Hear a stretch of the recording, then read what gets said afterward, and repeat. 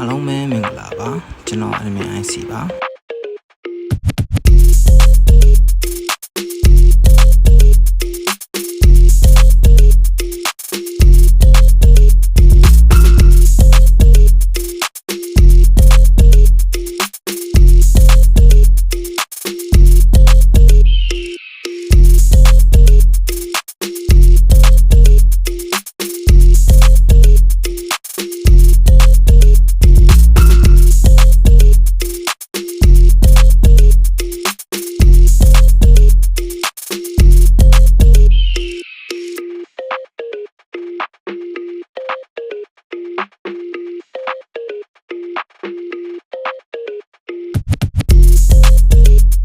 ယနေ့ညအတွက်အချက်မှုကိုတရင် Grand Channel မှာဝင်ရောက်ကြည့်ရှုနိုင်ပါတယ်ခင်ဗျာ